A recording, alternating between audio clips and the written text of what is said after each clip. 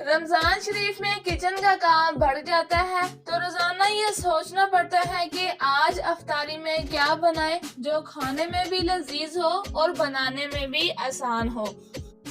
आज की रेसिपी भी कुछ ऐसी ही है जो खाने में भी मजेदार होगी और बनाने में भी बहुत ही आसान। अस्सलाम वालेकुम, मैं वेलकम करती हूँ आपको अपने चैनल हफीजा के किचन में, जिसमें बनाए जाते हैं बहुत ही मजेदार पकवान जो बनाने में आसान होते हैं और जेब पर भी हल्के पड़ते हैं। तो हफीजा के किचन में आज मैं बना रही हूँ प्याज के पकोड़े, जो कि बहुत ही मुनफरद अंदाज में बनेंगे और बहुत ही मजेदार बनेंगे। अक्सर लोग प्याज के पकोड़े बनाते हैं तो वो अंदर से नरम पड़ जाते हैं, ठंडे होने के बाद वो क्रिस्पी नहीं रहते। अगर आप आज की वीडियो मुकम्मल देखते हैं तो आपकी ये सारी शिकायत दूर हो जाएंगी। क्रिस्पी, करारे और टेस्टी प्याज के पकोड़े बनाने के लिए मैं यहाँ पर प्याज काट के रख लूंगी। यहाँ पर प्याज मैंने 250 ग्राम यानी कि 1 पाव के करीब प्याज लिए हैं। अब आपने प्याज कौन सी लेनी है और किस तरीके से कटिंग करना है वो भी मैं आपको दिखा देती हूँ। यहाँ पर मैं दरमियाने साइज के प्याज ले रही हूँ, आपने भी इसी साइज के प्याज लेने हैं। इनको छीलने के बाद इन्हें लच्छेदार काट लेना है। इनको लंबाई में नहीं काटना, इनको बल्कि ऐसे लच्छे में काटना है हमने। ना ही हम प्याज को ज्यादा बारीक कट करेंगे और ना ही ज्यादा मोटा काटेंगे। प्याज को कट करने के बाद इन्हें हाथों की मदद से मसल लें और इनके सारे लच्छे जो है वो अलग कर लें। चलें जी, अब हम प्याज को डालते हैं किसी बड़े बर्तन में। अब इसमें मैं शामिल कर दूंगी 1 से 2 अदद हरी मिर्च। ये ज्यादा तीखे वाली हरी मिर्च नहीं है। और साथ ही मैं इसमें शामिल कर दूंगी ढेर सारा हरा धनिया। फ्राई चीजों में हरा धनिया डालने से इनकी लुक बहुत प्यारी आती है। क्योंकि ये प्याज के पकोड़े हैं तो इसमें मैं अजवाइन लाजमी शामिल करूंगी, इससे इसका बादीपन खत्म हो जाता है। 1 टीस्पून इसमें जाएगा साबुत जीरा और 1 चम्मच ही मैं इसमें शामिल कर दूंगी साबुत खुश्क धनिया। इसे हाथों की मदद से थोड़ा मसल कर इसमें डालेंगे, इससे खुशबू बहुत प्यारी आती है। पाउडर मसाला में इसमें शामिल करूंगी मैं 1 टीस्पून नमक, हाफ टी स्पून मोटी कुटी हुई लाल मिर्च और इसमें शामिल करेंगे 1/4 हल्दी। चलें जी, बस हमने यहाँ पर सिर्फ यही मसालों का इस्तेमाल करना था। अब हम इन्हें हाथों की मदद से अच्छे से मसलेंगे ताकि तमाम मसाले जो है वो मिक्स हो जाएं अच्छे से। इस स्टेज पर मसालों की खुशबू बहुत ही प्यारी आ रही है। प्याज के पकोड़े बनाने की ये एक खास ट्रिक है कि जब भी प्याज के पकोड़े बनाएं तो पहले मसाला लगाकर इसे 10 मिनट के लिए ऐसे ही छोड़ दें ताकि प्याज जो है वो अपना पानी छोड़ दें। प्याज के बाद दूसरी मेन चीज जो इस रेसिपी में जाएगी वो है अंडे। यहाँ पर मैं अंडों को हार्ड बॉयल कर लूंगी। यहाँ पर मैं 5 अदद अंडों का इस्तेमाल कर रही हूँ। आप अपनी जरूरत के मुताबिक कम या ज्यादा भी कर सकते हैं। यहाँ पर अंडों को मैंने लंबाई में कट किया, पहले 2 पीसेस में, फिर उन्हीं पीसेस को मैंने 4 पीसेस में कट कर लिया। प्याज को रखे हुए भी 10 मिनट हो चुके हैं। हम इसका ढक्कन उतारेंगे।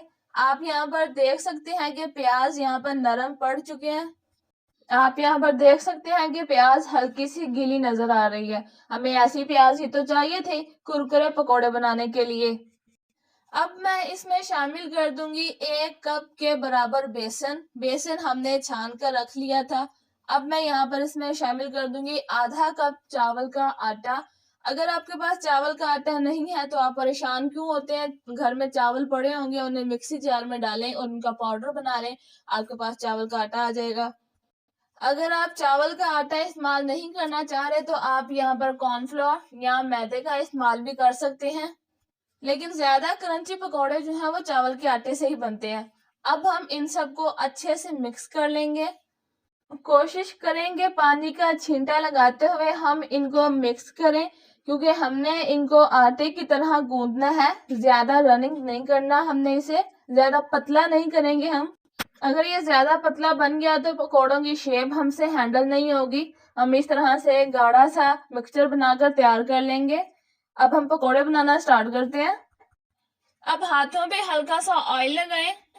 यहाँ पानी की मदद से गीला कर लें हाथों को और 2 चम्मच के बराबर हम डो को हाथ पर फैलाएंगे और इसके ऊपर रख देंगे हम 1 अंडे का पीस और चारों तरफ से इसे अच्छे से कवर कर दें। اتنا کور کریں گے انڈا اندر چھپ جائے, انڈا یہاں سے نظر نہ آئے. آپ اسے دوبارہ سے انڈے کی شیپ میں لے آئیں گے, بس ہاتھوں کو گول گول گھماتے جائیں اور دوبارہ سے یہ انڈے کی شکل میں آ جائیں گے.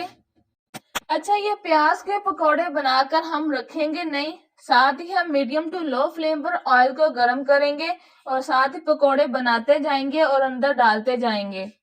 ہم اسے میڈیم ٹو لو فلیم پر کوک کریں گے. اگر ہم اسے ہائی فلیم پر کوک کرتے ہیں تو پکوڑوں کے اوپر سے کلر تو سنہری آ جائے گا, جو پیارا لگے گا, لیکن وہ کھانے میں مزے کے نہیں لگیں گے, کیونکہ ہم یہاں پر بنا رہے ہیں کرسپی کرنچی پیاز کے پکوڑے. تو اس کے لیے ہم اسے بالکل لو فلیم پر پکائیں گے. پکوڑے ڈالنے کے بعد 2 سے 3 منٹ تک ہم اس میں چمچ نہیں ہلائیں گے تاکہ یہ اپنی پوزیشن سیٹ کر لیں. اور اسی سٹیج پر ابھی تک آپ نے حفیظہ کے کچن چینل کو سبسکرائب نہیں کیا تو آپ حفیظہ کے کچن چینل کو سبسکرائب کریں تاکہ آپ بھی مزیدار سی ریسپیز اپنے گھر میں خود ٹرائی کر سکیں. میں نے ان پکوڑوں کو تقریباً 10 سے 12 منٹ تک اچھے سے کوک کیا.